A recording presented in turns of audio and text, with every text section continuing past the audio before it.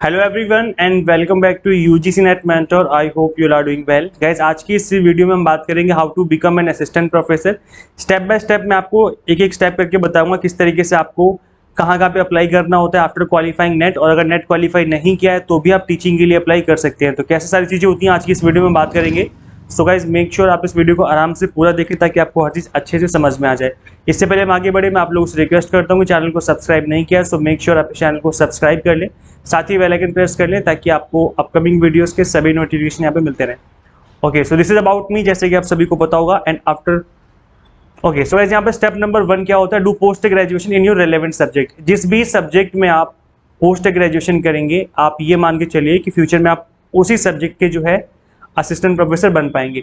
तो अगर हम बात करें ओनली ग्रेजुएशन की, तो ओनली ग्रेजुएशन करने के बाद आप असिस्टेंट प्रोफेसर के लिए अप्लाई नहीं कर सकते, ना ही आप टीचिंग के लिए कहीं अप्लाई कर सकते हो। ग्रेजुएशन जो होती है वो जनरली आपके स्कूल लेवल के लिए होती है। आप इसके बाद बीएड करते हो, बीएड करने के बाद आप स्कूल लेवल पे पढ़ा सकते हो। जो पोस्ट ग्रेजुएशन होती है जनरली मैक्सिमम स्टूडेंट्स इसीलिए करते हैं कि या तो उनको पीजी करने के बाद उनको या तो पीएचडी करना होता है, या फिर वो आगे चल के फर्दर टीचिंग करना चाहते हैं यूनिवर्सिटी या कॉलेज लेवल पे।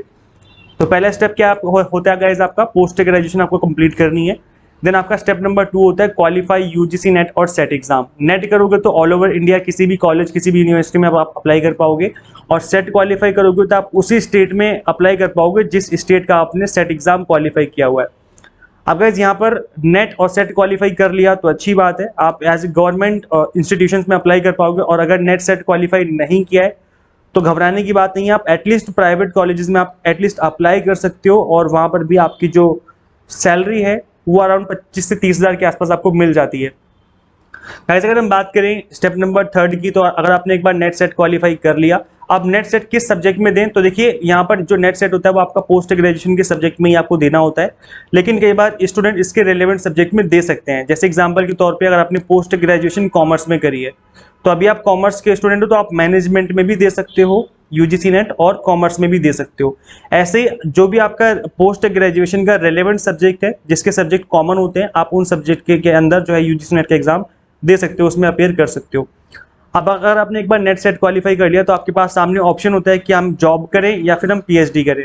तो गाइस देखिए, अगर आपका नेट सेट हो जाता है तो आप इमीडिएटली ट्राई कीजिए पीएचडी के लिए। अगर आपका पीएचडी में हो जाता है तो उस केस में आप पीएचडी में एनरोलमेंट करवा लो, और वहाँ पर फेलोशिप वगैरह मिलने लग जाती है। तो फेलोशिप मिलने के बाद आपकी जो स्टडी काफ़ी ईजी हो जाती है।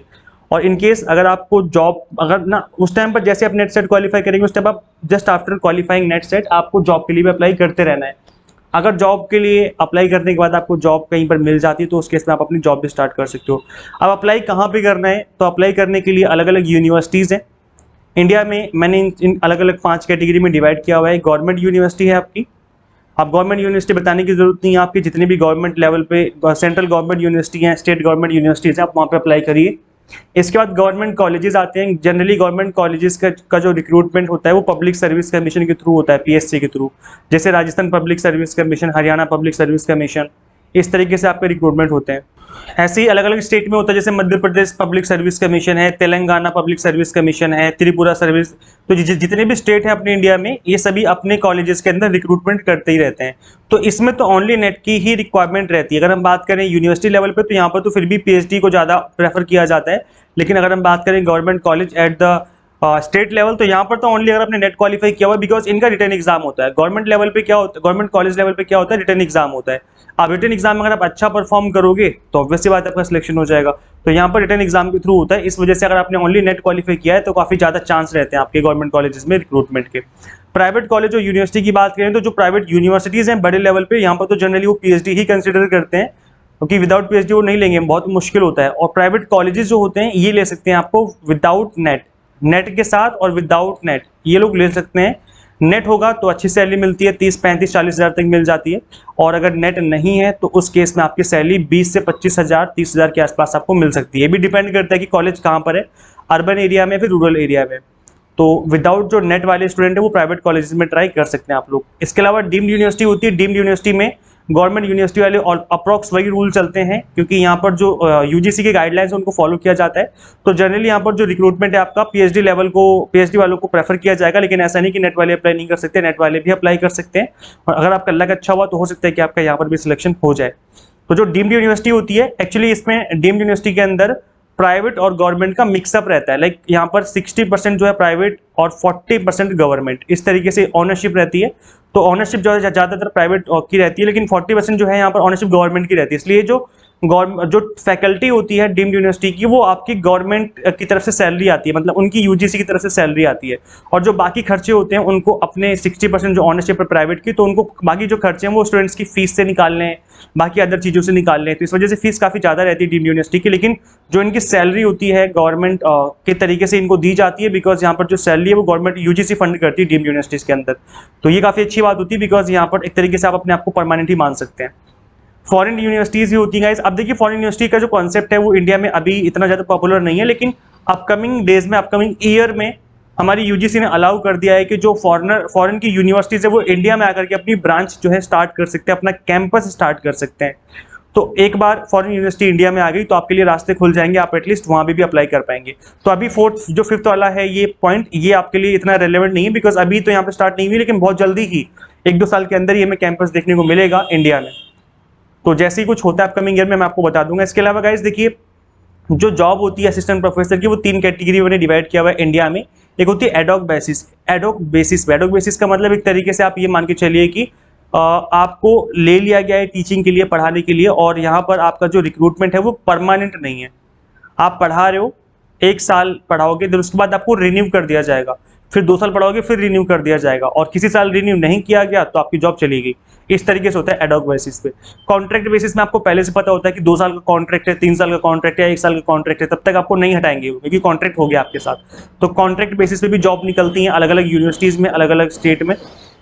इसके अलावा guys permanent government assistant professor होते हैं, जो कि गवर्नमेंट यूनिवर्सिटी हो गई, डीम्ड यूनिवर्सिटी हो गई, और गवर्नमेंट कॉलेज हो गए। ये ऐसी जगह है जहाँ पर परमानेंट गवर्नमेंट प्रोफेसर आप लोग बनते हैं।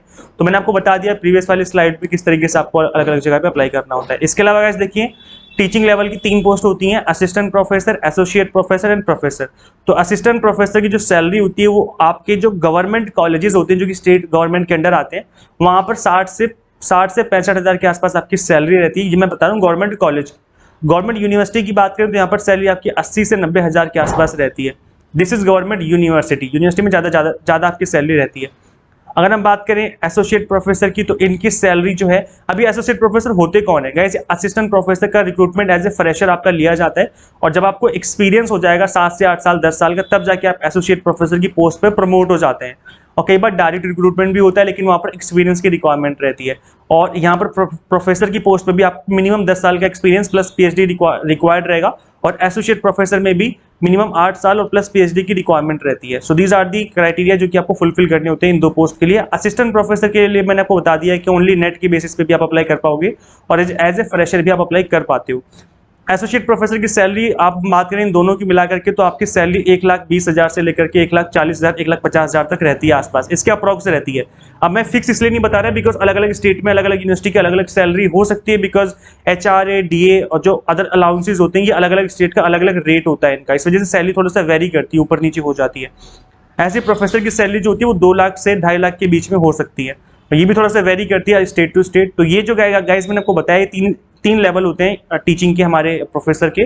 सो पहली पोस्ट जो है आप लोग जिसके लिए ट्राई कर रहे हो, दैट इज असिस्टेंट प्रोफेसर, जिसकी सैलरी 60,000 से एज ए गवर्नमेंट कॉलेज में, और 80 से 90 हज़ार जो है एज ए यूनिवर्सिटी में आपको मिलती है। सो गाइज ये तो जो था आपको मैंने आपको बिल्कुल बेसिक तरीके से सारी चीज़ें समझा दी हैं। अभी भी आपके मन में कोई डाउट है, कुछ पूछना है, तो कमेंट कर देना, वहाँ पे रिप्लाई करके मैं आपकी हेल्प कर दूंगा। ये काफ़ी टाइम से बच्चे बोल रहे थे कि सर एक वीडियो बना दीजिए जिसमें प्रॉपर तरीके से बता दीजिए किस तरीके से हमें करना होता है। तो so this is the proper guidance जो मैंने आपको दे दी गाइस। अभी भी आपके मन में कोई डाउट है तो फटाफट से कमेंट कर दो, और इस वीडियो को ज़्यादा से ज़्यादा शेयर कर देना। जितने भी आपके फ्रेंड्स हैं, जिस भी ग्रुप में आप लोग ऐड हो रखे हो, उनके साथ शेयर कर दीजिए, ताकि बाकी बच्चों को भी पता चले किस तरीके से यहाँ पे आपको अप्लाई करना होता है। इसके अलावा अगर आप यूजीसी नेट की तैयारी कर रहे हो तो आप हमारी एंड्रॉइड ऐप इंस्टॉल कर सकते हो। Completely exam targeted based preparation आपकी चल रही है यहाँ पर। जो दिसंबर वाले सेशन के लिए प्रिपेयर कर रहे हैं, जो या फिर जो जून अगले नेक्स्ट अटेम्प्ट के लिए कर रहे हैं, वो 6 मंथ या 12 मंथ वाला कोर्स स्टार्ट कर सकते हैं। अपना कोर्स जो है यहाँ पर आपको कंप्लीटली एग्जाम टारगेटेड बेस्ड आपको कोर्स अवेलेबल हो जाएगा।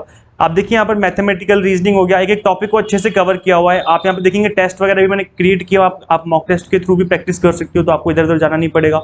एक टॉपिक को, एक यूनिट को बहुत अच्छे से कवर किया हुआ है। एक टॉपिक को आपका मतलब स्ट्रक्चर्ड वे में आपको सारी चीज़ें दी हुई हैं, डेडिकेटेड तरीके से आपको सारी चीज़ें मिल जाएंगी। PDF नोट्स भी हैं जिनको आप डाउनलोड करके अपनी स्टडी कर सकते हो, प्रिंट आउट भी निकाल सकते हो। So guys paper 1 already available हो गया है, कॉमर्स और मैनेजमेंट, कॉमर्स भी अवेलेबल हो गया है, मैनेजमेंट जल्दी आपको अवेलेबल हो जाएगा।